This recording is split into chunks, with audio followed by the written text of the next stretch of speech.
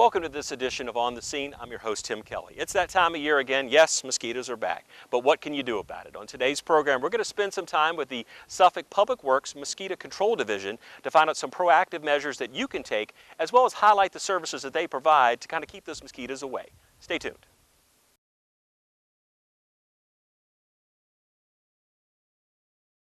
Welcome back to On the Scene, joined now by Charles Abadam, who's the Mosquito Control Superintendent here for the City of Suffolk. Charles, thanks for being with us. How's it going, Tim? Going great, going great. We're here to talk about those little buzzing things that we hear throughout the warmer seasons we have here in the City of Suffolk, mosquitoes. Absolutely. Tell us a little bit about what the Mosquito Control Division of Public Works does, and then we'll kind of get into a little more nuts and bolts about sort of the things we can take to be proactive, as well as utilizing the services that your division provides. Okay. Mosquito Control runs a full-out integrated mosquito management system.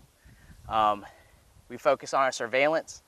That's adult and larval surveillance, which is the young and the old, those that are flying and those that are in the water. Right. And we also monitor disease activity for the mosquitoes that are transmitting those diseases. So we're monitoring the vectors that are transmitting, Triple E and West Nile. Right. Right now, we're not finding anything, even though it's the beginning of our season. Right. So that's a part of our system as well. We're doing full-out operations where we're doing applications in the water to take care of the young mosquitoes or the larval mosquitoes. Right. And when the time is necessary to do adult applications or spray truck applications, we're doing that as well. So again, y'all are definitely involved in prevention, monitoring, and again, the handling of things once we reach the point where the adults are kind of out there and more out and about with the spraying that people typically think of when they think of mosquito control, correct? Right. It's a full-out system where we're doing everything in our capability of sound science and surveillance so that we know what we're dealing with and we know what our thresholds are. And when we find adult populations that are too high, we're going to react.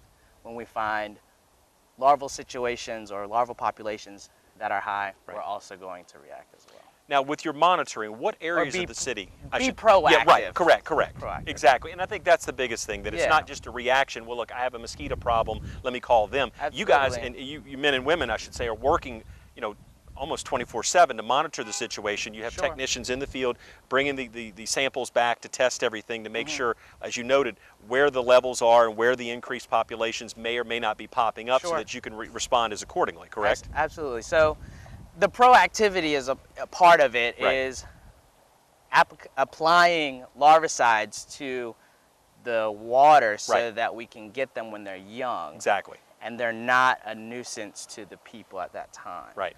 So us going out and inspecting ditches, looking for artificial containers like buckets, old tires that you have lying around, anything that's going to hold water. Yes. Tarps are especially something that people neglect to see. Right.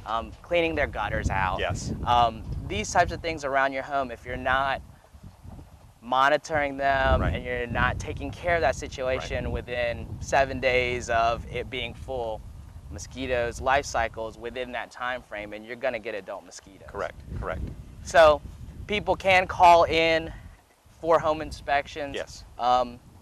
And there's a way you can do that online, and we'll discuss that link and do a demonstration of how citizens can use that. And they can also call us at 514-7609 and talk to us, and we'll write that down. And if the home inspection is necessary, we'll do that. Right. Depending on what's happening, what my technicians find, and how we need to address the situation. Now, when we talk about monitoring, I was curious, are there areas that y'all know to pinpoint? I know the Great Dismal Swamp area is certainly one of them, but obviously there are other areas sprinkled across this wide, vast city that we have. I mean, we've got a lot of square mileage, so it's a lot of territory to cover. But what are some of the hot spots that you'll typically see a lot of mosquito activity? I know it varies, but I know you got some central core areas that that probably may see some growth over the course of the hot months. Sure. So we've been doing this for a long time. Right. So we know the areas that we're monitoring. Every year we have a select schedule of where our traps are set. They take care of a certain amount of area, and that helps us to tell us what we need to do. Right. In the downtown area, a lot of the things that are happening there, the mosquito complaints that we get about, are from artificial containers. People that are breeding mosquitoes on their property. Right. That's the Asian tiger mosquito. Okay. And they're a huge nuisance. They can bite all day long. Those mosquitoes that are in the woods usually stay within the woods. Right. A lot of them are fierce biters, Mm-hmm. but it's usually when you go inside the woods or you get close to that tree line Right. where the mosquitoes find a blood meal or, Correct. you know, can Yeah. feed on you or Sure. any mammals that are out there. So Right. they're not only feeding on humans, but they're also sustaining their life by feeding on mammals, small mammals, Right. deers, what have you. Sure. You know, mosquitoes, they don't just feed on blood. Right. The females feed on blood so that they can fuel the process of laying eggs. Mm-hmm.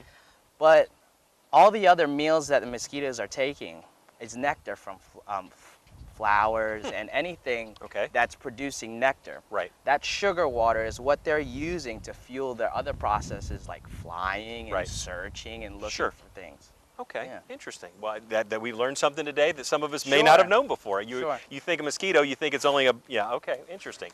Now, I know one product or offering that your division has, and certainly we coordinate with different departments in the city to provide, are what some people call mosquito dunks. Sure. And again, if you could talk about what the dunks are, how they should be used, because I know some people think, well, I've got two, I need to throw them in every, you know, it doesn't work that way. But if you could talk Sure. about how the distribution of those works, what every resident here in the city of Suffolk is entitled to, Sure. and again, how to use them. Okay. We've been doing the mosquito dunk program for a long time now. It's been a very positive experience for citizens that are receiving those dunks. Right. They can get them at all the fire stations as well as some select locations, which is here at 866 Carolina Road, the Mosquito Control Office, Public Works Admin, Right. the Municipal Center, Right. and 6th Street East Suffolk Rec Center, that's Yes. right. And what happens is citizens can go and receive them once a month. It's a packet of 2. Each dunk takes care of about 100 square feet. Okay.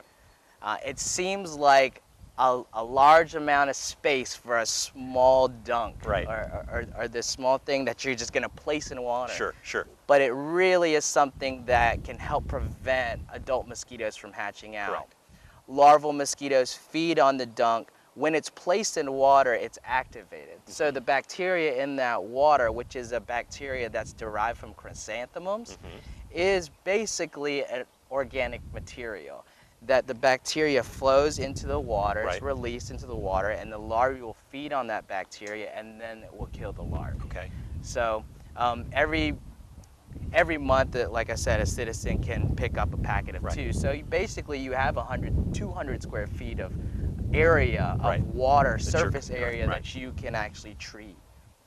But if someone gets them and they break them up and throw them in the yard, that's really not doing it. It needs to be in standing water, correct? Exactly. Right. They need to hit water Yes. in order for them to be activated. Correct. I have received calls where people are just placing them in the yard, and we have to, say, hey, what you guys need to do is place them in the water. Reading the instructions on the back of the Right. dunk is Right. actually something that you're supposed to be doing.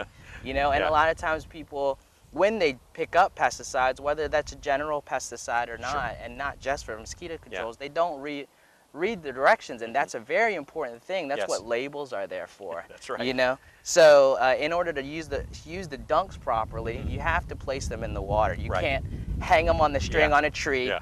or throw them in the yard. They Right. have to be placed in that water. Now, as far as, I know people might say, well, look, I have a ditch that runs behind my house. Should I throw them in there? So ditches are interesting. Yeah. They're made to hold water, and they're made for water to flow. Correct. So flowing water usually means that there's not a lot of mosquitoes that would be in that water. But also flowing water has spaces on the side where water can stand still, and Yes. there's mosquito larvae that can breed in that water. Right. And it really depends on if that's the only area you're concerned about. I don't think it's going to hurt for you to place it in there. Okay. That bacteria will travel to anywhere that it ends up standing. Right. So if that water ends up drying up because it's the summer, it's the middle of the summer, and you Right. just have a small pool, Sure. it is a standing piece of water. And if some of that bacteria from that mosquito dung actually flowed into that water, then you're taking care of that situation. Got it. Okay. All right. So again, just because again, people think water. Well, it's not just it's standing water where we really are talking more about because Absolutely. the moving water, number one, it's going to transport Yeah. anything going on there. But mosquitoes, I guess, like stagnant water more so than They anything do. else. Correct? To breathe? Right, because the females need something still in order Yeah. for them to, stand on. Yes. They're using the surface of the water to stand on, Okay. so that they can lay their eggs. Gotcha. Or the sides of the material Right. that they're going to stand on. Right. The flowing water just doesn't allow that I to understand. happen. Now, again, when we talk about homeowners and their property, as far as preventative measures they can take, the biggest thing, as you noted, is looking for places where water collects. As you Correct. noted, like empty buckets, tarps, or anything like that. So really, that's the biggest thing to kind of evaluate, I guess, after you get a little bit of rain or any kind of any kind of moisture from that situation, is evaluate what's on your property and kind of where the collection areas may Sure. be. I mean, simply turning a bucket over, It's- it solves that problem right there, correct? It can, Yeah. definitely. And a lot of people have artificial containers that they've tucked away. Yeah. They have these little buckets or planters that they Sure. tucked away underneath a deck Right. or whatnot. Right. Just tip them over. Yeah. Tipping over can cause so much relief. Yes. And that's something that we like to call tip and toss. Okay. Tip it if it's something that you want, just tip it over. Right. Toss it if you don't have any use for it anymore. Correct. People keep old discarded tires Yeah. on their property. Yes. And there are good intentions, maybe, but a lot of the times it ends up just being in the Right. garbage. Yeah. And citizens can recycle tires at that's right. SIPSA. Yeah. I don't know, it's about 4 a month. Right. And then we have the two Public Works offers the two or a couple recycling days throughout the Exactly. year where you have opportunities, not businesses, but we're talking residential folks to bring in their tires and recycle tires as well as a lot of other things. Absolutely. But certainly we highlight those throughout the year. So look for those opportunities to kind of Absolutely. alleviate yourself of that if it's something you're not going to utilize and if it's been sitting there for a while. Look, Yeah. if some people say if you buy a shirt in the store and you never wear it, you maybe should not have bought it in the first place. Kind of Sure. the same thing with tires, I guess. But one question as far as about, again, the stagnant water opportunities, what about a bird bath? You have that. Do you want to put a dunk in there? Because, again, birds, you're trying to entice them there. How does that work? That's fine. That's fine. Okay. The birds can stay in that water. It's not going to affect them. Okay. The bath is for the birds to use. I understand. Okay. So they can use it and they won't even be affected. Just checking because, again, that's definitely a standing water site, but that's an intended site that we want to certainly utilize. Well, Charles, let's take a quick commercial break, and we'll come back with more information, again, on mosquito control here in the city of Suffolk. Stay tuned.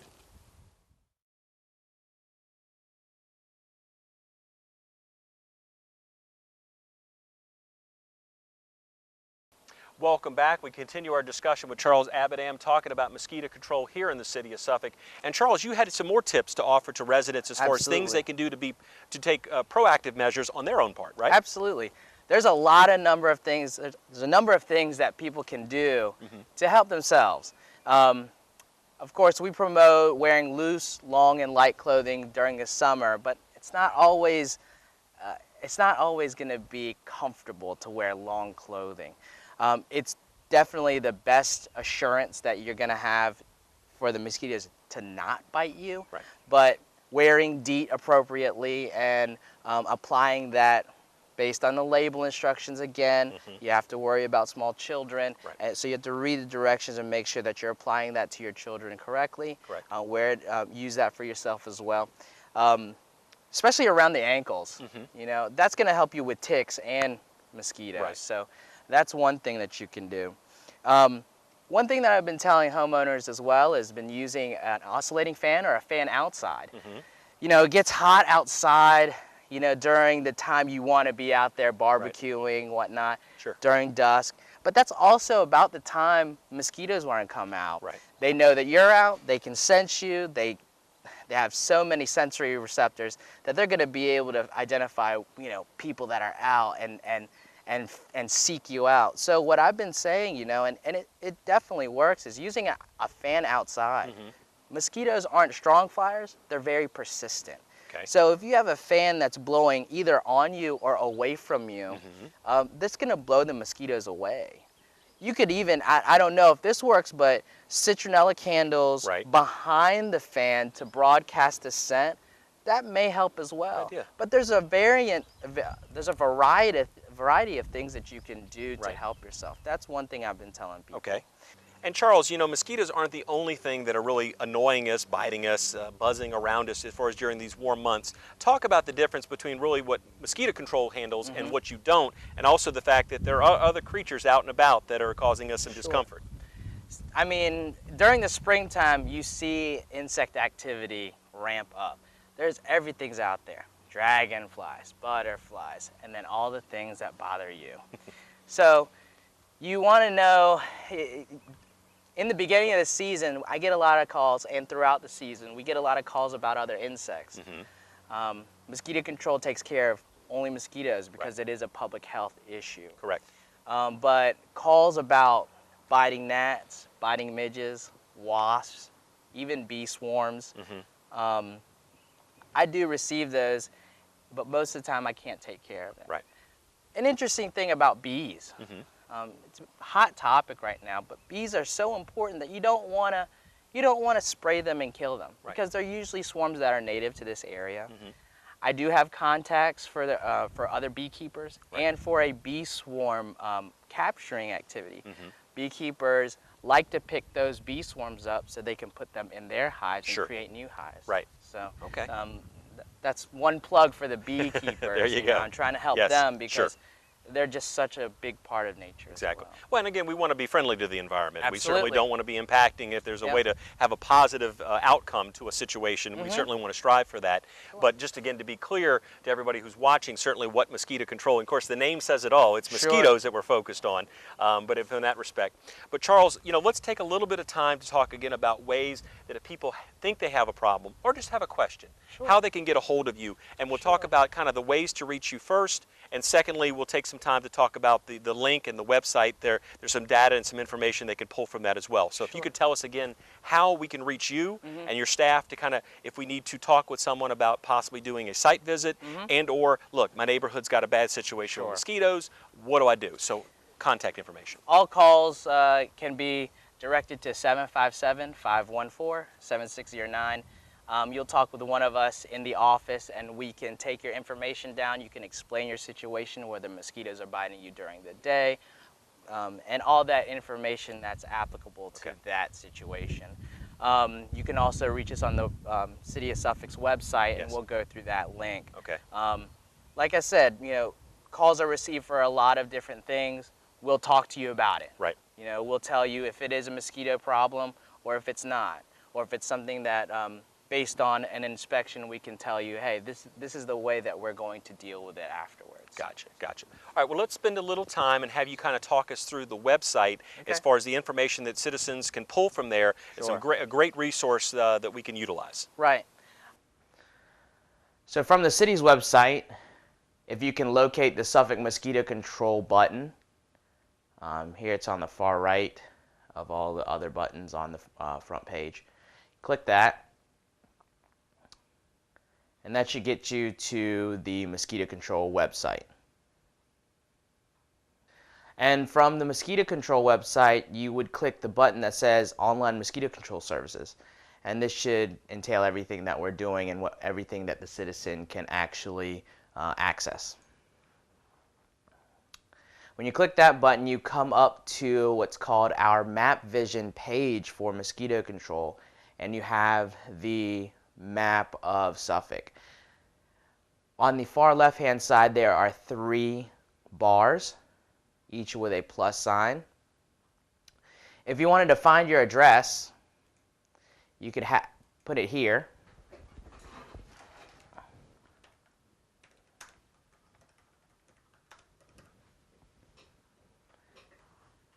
Type your street address in the bar and click Locate.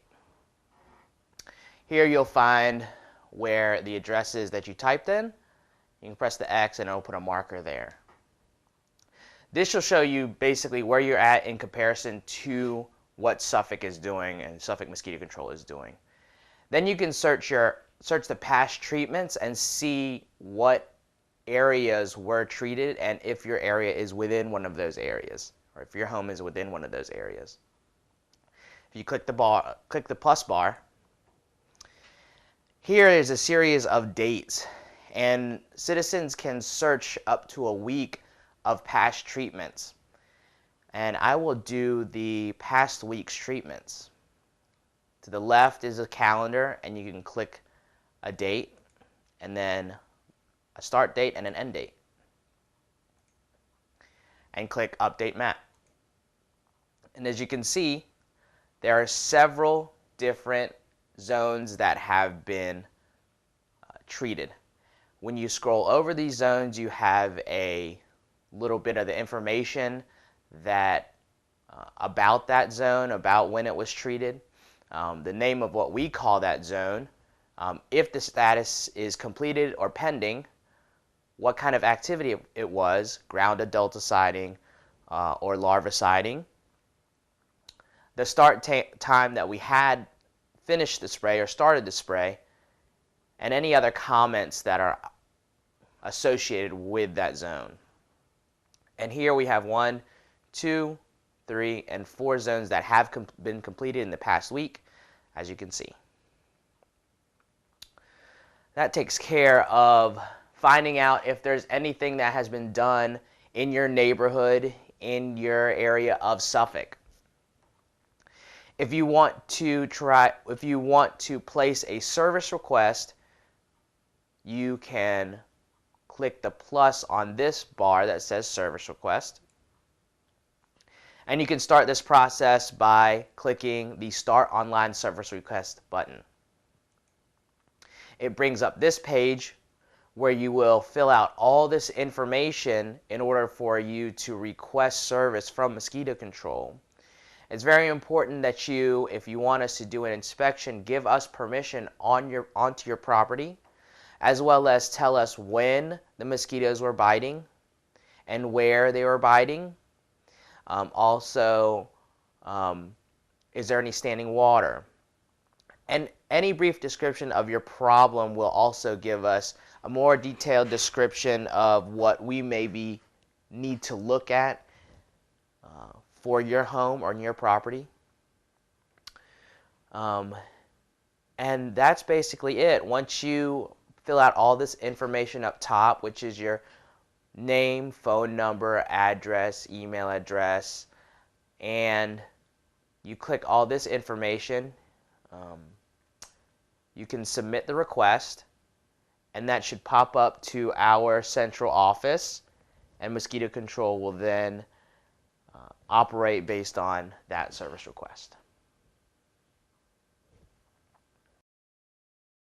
Charles, thanks again for joining us and sharing all the Absolutely. great information. Hopefully everyone's a little bit better educated about the process, what they can do to help, because again, you know, it takes a team effort here. Absolutely. Right. And again, the great information you shared with us today, and appreciate you and the folks that work in your division and the great work you do here in the city of Suffolk. Thanks, Tim. Okay. And thank you for watching this edition of On the Scene. I'm your host, Tim Kelly. We'll see you again next time.